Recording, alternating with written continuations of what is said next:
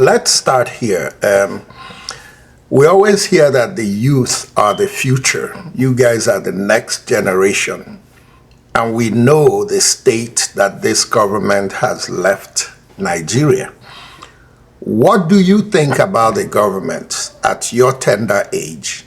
I feel like our government is like a spoiled child. A child that lacks home training. A child that could not be set straight during its foundational years. And now this child is grown and spoiled rotten. Those are very strong words. And now that that's the situation, using the metaphor relating the government to a spoiled child, what's going to happen now? And now this child is useless and used to not lifting a finger. So every time, what does it do? Great question. This is your show. I'd like to ask you. So what does the baby do now? It turns to mommy and daddy and goes, "Mommy, daddy, do it for me now. You know it's you that used to do it. Please." I'm really liking what you're saying, and ultimately you're going to see that I'm leading up to the situation in Kenya where the youth just had a massive revolution. And we know there are consequences, especially in Africa, to these demonstrations. But with that said, how do you avoid raising this rotten child? I just feel like if we as a people nationally have a track record of demanding them to do their jobs, instead of us going back door and doing their jobs for them, things will be a lot more different in the country. I understand what you're saying, but now you know the country we live in. People are going to watch this and say, yeah, she's just soundbiting us. These people know how to throw words around. Can you explain a little more what you mean by that? We are a reflection of our government. I will always say it. They are the way they are because we allowed them to be that way. We have made them comfortable being incompetent. We have made them used to being incompetent because we don't demand more from them.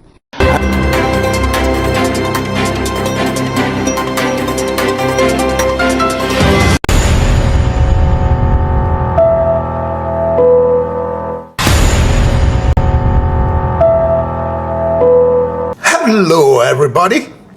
Once again, this is Fred Wanko coming to you from our studios in Chicago with another edition of Bold Talk on Island TV. And as usual, I'd like to say good morning, good afternoon, and good evening to you, depending on where you are around the world. First of all, let me start out by saying thank you very much for the reviews we got on our last show. Regardless of what you think about our shows, one thing I promise you is that we continue to do what it takes to improve our show because you are the reason why we exist. And I want to thank you for the patience of even hanging on with us until we get this far. But regardless, every step we take, the feedback you give us is what drives us. And based on that feedback, we're going to continue to try to improve. The deviation we have now in our style is because quite a few people were calling and writing and murmuring behind our backs. We appreciate it, that they like the show, they like the talk, they like the articulation, but that the monologue was a little too much, that they would like to see it, some kind of, change of pace. That's what we are bringing you. Please don't forget to subscribe. Please don't forget to share. The only way we can go viral with these things is not only that you watch, but also that you share. And in the meantime, let's continue with this young lady. Her thoughts are really the kind of thoughts that I think will get our young people there.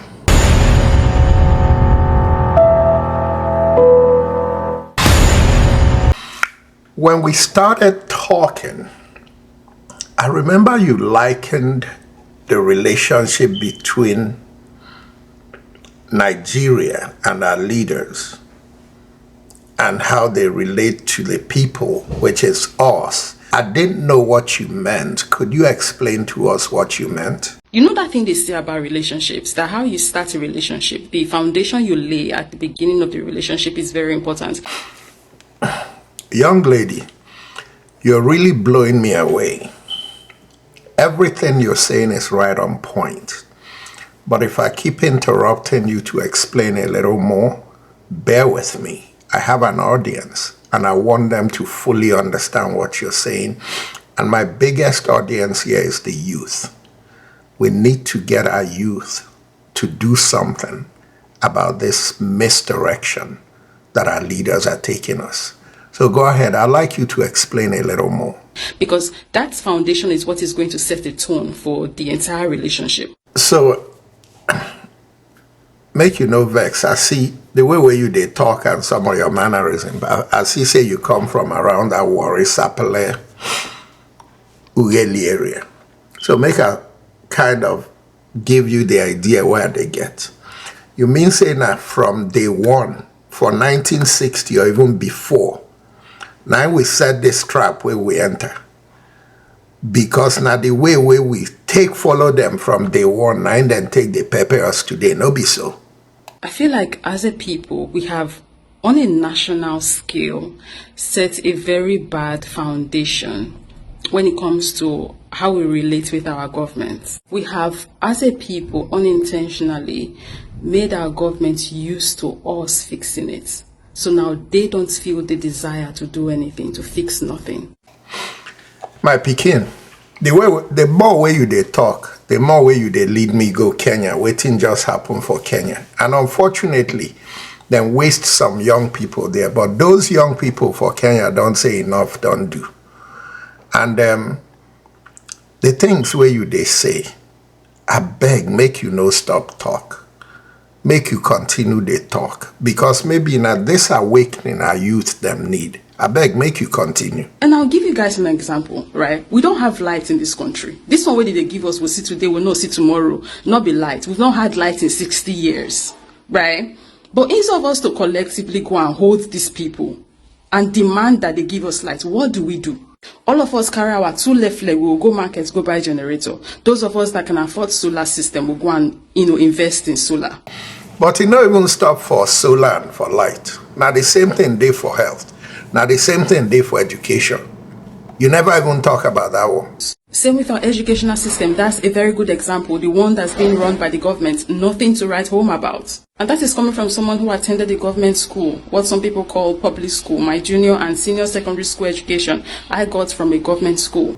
So you two enjoy government school. Which one you go, I beg? Ugborikoko, to be specific. People in Warri know the school I'm talking about. But back to the point. The government schools are failing. Hence why a lot of parents want their children to go get their education in a private institution. So there is more demand for private education. And it's because of this same reason that's why a lot of parents send their kids abroad for an education. Because our educational system here just isn't it. My Pekin, I sabi everything where you they talk. But you know say Nigeria always find a way to find hole for what you talk. And the likely thing where then go say be say now, all you they do or me, where they bring them, say now just to they bash Niger. Waiting you get to talk to people about we say not just to bash Niger we day. The point of this video, I don't want people to get me wrong, it's not to bash Nigerians for providing these things for ourselves. Because it's not a bad thing we are doing. But I want us to look at these things from a different angle and ask ourselves, could it be that us fashion the government the way we do and moving on to do the things that they are supposed to be doing for us by ourselves, us actually being a part of our own problem and the reason why these people are not as eager to do for us stuff that they need to do for us? I see where you they go with this. So you feel say, not be say you they bash Niger, but you want at least your fellow youth, if not be all the old farts where they like us, the young ones, make them begin to make government realize say responsibility day where government supposed to provide for the people. And sometimes people need to sacrifice. Make everybody suffer because even government person where they chop money, a mama and papa for village go follow suffer. I get them right. Now so you they think. So it go good make we break the pattern, if not pattern, you won't call them. Because we have actually created this pattern where they now have come to realize that they really don't need to do anything because they know we are going to do it for ourselves. And now, if you really even ponder on it, these people have even found a way to start making money off our ability to provide for ourselves things that they should be providing for us. What is the name of that guy? Is the article? Allegedly, man fucking sells generators. Water don't pass, Gary. I beg, make you no use cuss word though. No be only say then go blame me, say they do things to cause trouble. Now then go say they corrupt young people, they make them use language. I beg, make you try, no use that one. But make you finish, waiting article do. He was bloody running for this past presidential election. I say make you not they use cuss word, bloody and that other one where you use no good now. But before we enter more cussing, make you just conclude, finish it up on a short sentence, waiting they wrong with this government. Even if you just want to reconstruct them with how we start them, I don't know how much way you feel recollect, but just to conclude. I feel like our government is like a spoiled child, a child that lacks home training, a child that could not be set straight during its foundational years, and now this child is grown and spoiled rotten. And now this child is useless and used to not lifting a finger. So every time, what does it do? It turns to mommy and daddy and goes, "Mommy, daddy, do it for me now. You know it's you that used to do it. Please."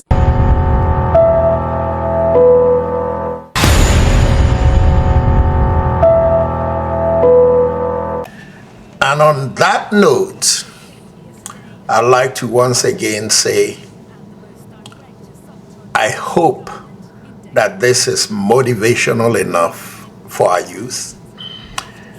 This is long enough, I don't want to extend it, so I'm not going to talk about the crisis in Kenya, but I'll just conclude with showing you a little visual of what's going on in Kenya. And I'm showing it just to knock on the doors of Nigeria's youth and progressives and say, it's possible. It's possible. We don't have to rebel. We don't have to revolt. But we have to send signals to Asha-Rock.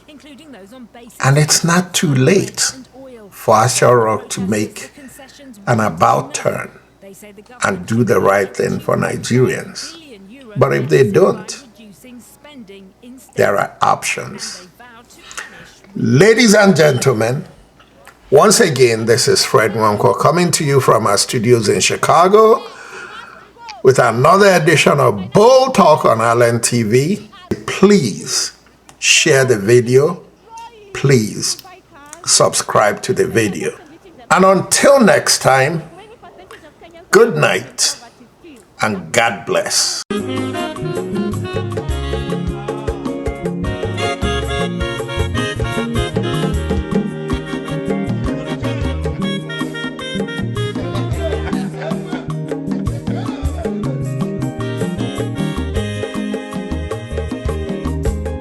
Onye mazolo bio akwa nwa zoro bio Max ibia bunye go kwanu mo no fube nazo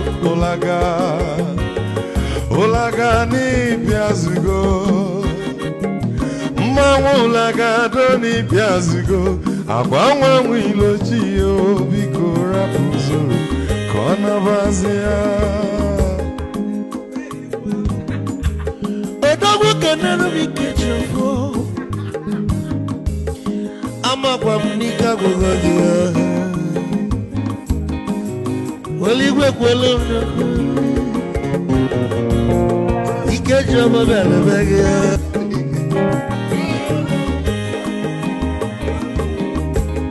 Eku Campune Kene Amagon so.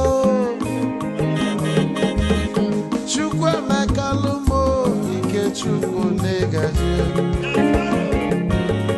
esi nwanne m ekene